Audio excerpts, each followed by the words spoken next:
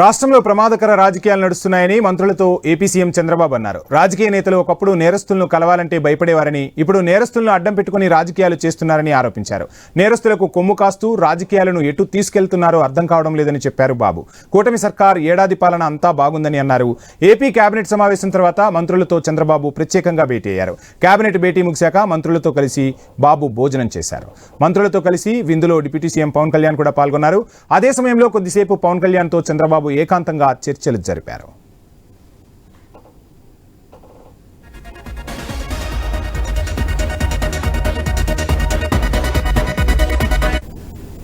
ఇక తప్పు చేసిన వారు శిక్ష నుంచి తప్పించుకోలేరని సీఎం చంద్రబాబు స్పష్టం చేశారు. నేరం రుజువయ్యాక ఎంతటి వారినైనా ఉపేక్షించే ప్రసక్తే లేదని తేల్చి చెప్పారు. తప్పు చేసిన వారిని శిక్షించడమే కూటమి ప్రభుత్వ విధానమని, రాజకీయ కక్ష సాధింపులు వద్దని సూచించారు. మంత్రులు మరింత సమర్థవంతంగా పనిచేయాలని తెలిపారు చంద్రబాబు. ప్రజా సమస్యల పరిష్కారమే ప్రభుత్వ అజెండాగా ఉంటుందని పేర్కొన్నారు. దూకుడు పెంచి ప్రజలతో మమేకం కావాలని సూచించారు. భోజన సమయంలో కడప మహానాడు నిర్వహణ గురించి కూడా ఆయన మాట్లాడినట్లు తెలుస్తోంది. మహానాడు ఆహ్లాదకర వాతావరణంలో జరిగిందని, కూటమి పట్ల ప్రజా సానుకూలతను ఈ మహానాడు చాటిందని చంద్రబాబు అభిప్రాయం వ్యక్తం చేసినట్టుగా సమాచారం.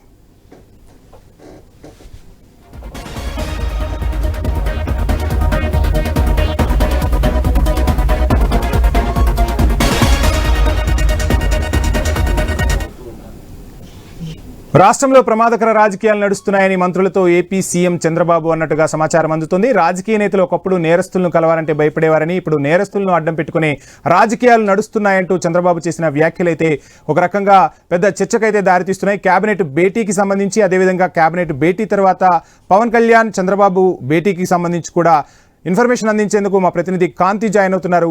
కాంతి, మొత్తంగా కేబినెట్ భేటీలో ఏ అంశాలు చర్చకు వచ్చాయి? అదేవిధంగా సీఎం చంద్రబాబు కీలక వ్యాఖ్యలు చేశారు. నేరస్తులను అడ్డం పెట్టుకుని రాజకీయాలు కొనసాగుతున్నాయంటూ కూడా చంద్రబాబు వ్యాఖ్యలు చేసినట్టుగా తెలుస్తుంది. ఈ వ్యాఖ్యలు అనుకున్న అర్థం ఏంటి? ఓవరాల్ డీటెయిల్స్ ఏంటి?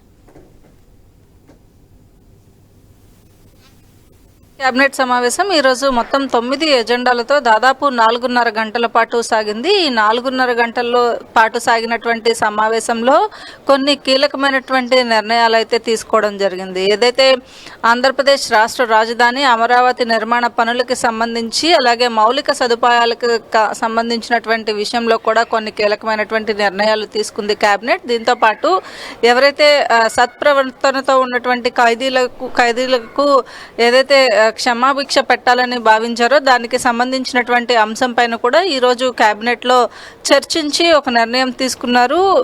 దీనికి సంబంధించినంత వరకు కూడా ఏదైతే సత్ప్రవర్తనతో ఉన్న వాళ్ళందరూ కూడా మళ్ళీ తిరిగి దీనికి పాల్పడినట్లయితే మళ్ళీ కూడా శిక్షకు అర్హులు. ఖచ్చితంగా దీనికి సంబంధించినంత వరకు కూడా ఒక నిర్ణయం తీసుకోవడం జరిగింది. ఇక పోలీస్ కానిస్టేబుల్స్కి సంబంధించి 248 మంది పోలీస్ కానిస్టేబుల్స్ను హెడ్ కానిస్టేబుల్స్గా ప్రమోషన్ ఇస్తూ తీసుకోవాల్సినటువంటి నిర్ణయానికి కూడా కేబినెట్ ఆమోద ముద్ర వేయడం జరిగింది. అలాగే క్వాంటమ్ వ్యాలీకి సంబంధించి అమరావతిలో ఏర్పాటు కోసం కూడా కేబినెట్ ఆమోద ముద్ర వేసింది. ఇక చంద్రబాబు నాయుడు కేబినెట్ ముగిసిన తర్వాత మంత్రులతోటి ఏడాది పాలన పూర్తి చేసుకుని నేటితోటి ఏడాది పాలన పూర్తి చేసుకున్న సందర్భంగా రాజకీయంగా కొన్ని కీలకమైనటువంటి వ్యాఖ్యలు చేశారు.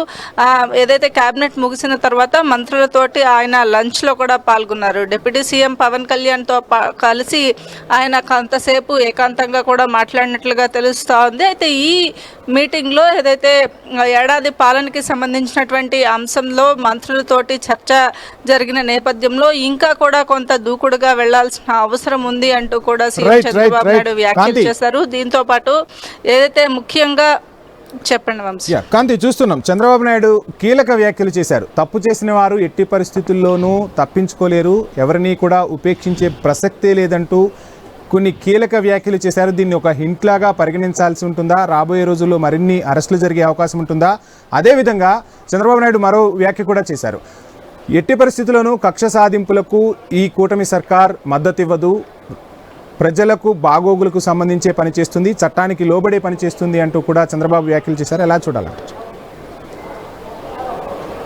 ఖచ్చితంగా వైసీపీ హయాంలో కొంతమంది ఏదైతే అరెస్టుల పర్వం కొనసాగిందో దాంట్లో ఎటువంటి తప్పులు చేయని వారిని కూడా అరెస్టు చేశారని చెప్పి కొందరు మంత్రులు సీఎం దృష్టికి తీసుకువెళ్లారు. అయితే ప్రస్తుతం కూటమి ప్రభుత్వం ఏర్పడిన తర్వాత వారిపైన చర్యలు తీసుకునే దాంట్లో కొంత అలసత్వం వ్యవహరిస్తున్నట్లుగా ఉంది, ప్రజలు భావిస్తున్నారు అంటూ కొంతమంది మంత్రులు సీఎం దగ్గర ప్రస్తావించిన నేపథ్యంలో చంద్రబాబు నాయుడు కక్షపూరిత వాతావరణం, కక్షపూరిత రాజకీయాలు కూటమి ప్రభుత్వం చేసేందుకు సిద్ధంగా లేదు. ఏదైతే చట్టం తన పని తాను చేసుకుంటూ పోతుంది. అది వైసీపీ అయినా ఏ పార్టీకి సంబంధించిన వాళ్ళైనా కూడా ఎవరైతే కక్షపూరిత రాజకీయాలు చేస్తారో రాజకీయ మనుగడ అనేది ఉండదు. కాబట్టి ప్రస్తుతం చట్టం పరిధిలో ఉన్నటువంటి అంశాలన్నింటినీ కూడా చట్టం చూసుకుంటుంది. ఖచ్చితంగా ఎవ్వరికీ శిక్ష పడకుండా వదిలే అవకాశం అయితే లేనప్పటికీ కూడా ప్రస్తుతం ఉన్న పరిస్థితులు అలాగే రాష్ట్ర రాజకీయాలన్నింటినీ కూడా దృష్టిలో పెట్టుకుని కక్ష సాధింపు ధోరణితో వెళ్ళడం రాజకీయాల్లో ఎప్పటికీ కూడా మంచిది కాదు.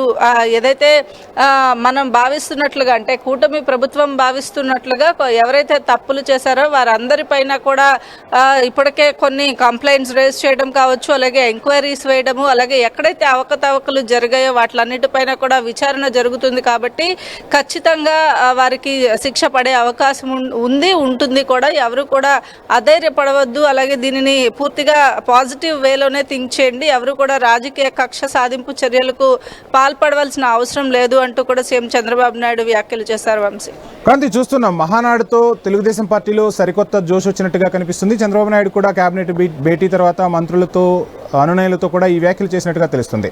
ఇక సెకండ్ ఇన్నింగ్స్కు చంద్రబాబు మహానాడు స్ఫూర్తితో ముందుకు సాగుతున్నారా? ఏపీ అభివృద్ధిని కానీ పాలిటిక్స్ కానీ శరవేగంగా సాగబోతున్నాయా? ఏం చెప్తారు? ఖచ్చితంగా మహానాడు ఏదైతే కడపలో జరిగినటువంటి 3 రోజుల మహానాడుకి సంబంధించినంత వరకు కూడా గ్రాండ్ సక్సెస్ అయినట్లుగా టీడీపీ భావిస్తూ ఉంది. అలాగే ఏదైతే ఆహ్లాదకర వాతావరణం ఏదైతే మహానాడు ప్రతి ఏడాది నిర్వహించిన సమయంలో ఈ ఎండ వేడికి చొక్కాలు తడిచిపోయే పరిస్థితి ఉండేది. పసుపులో ముంచి తీసుకువెళ్ళినటువంటి చొక్కా అయినా కూడా ఆరిపోయే పరిస్థితి ఉండేది అంటూ కూడా చంద్రబాబు నాయుడు ఈరోజు మంత్రులతోటి మాట్లాడినటువంటి సందర్భంలో చెప్పారు. అయితే ఈసారి జరిగినటువంటి మహానాడు కొత్త జోష్ని టీడీపీలోకి తీసుకురావడమే కాదు, యువ నాయకులకు ఒక ఊపు. అంటే ప్రస్తుతం సంవత్సరం మాత్రమే కూటమి ప్రభుత్వం ఏర్పడిన తర్వాత పాలన అనేది పూర్తవుతుంది. అది మిగిలిన 4 ఏళ్ల పాటు ఏదైతే యూత్ ఎక్కువగా పార్టిసిపేషన్కి కావచ్చు, అలాగే మహిళలకి సంబంధించినటువంటి తీసుకున్నటువంటి అంశాలు కావచ్చు, ఇవంతా కూడా మహానాడు వేదికలో తీసుకున్నటువంటి నిర్ణయాలు కావచ్చు, వీటిలన్నింటినీ కూడా ఇంప్లిమెంట్ చేసేందుకు టీడీపీ అయితే మహానాడు గ్రాండ్ సక్సెస్ అవడంతో కొత్త జోష్తోనే ముందుకు వెళ్తోంది. ఇక ముందు కూడా పార్టీకి సంబంధించినటువంటి అంశాలలో చురుకుగా వ్యవహరించాలని కూడా సీఎం చంద్రబాబు నాయుడు సూచించినట్లుగా తెలుస్తా ఉంది. Vamshi, right, thank you Kanthi.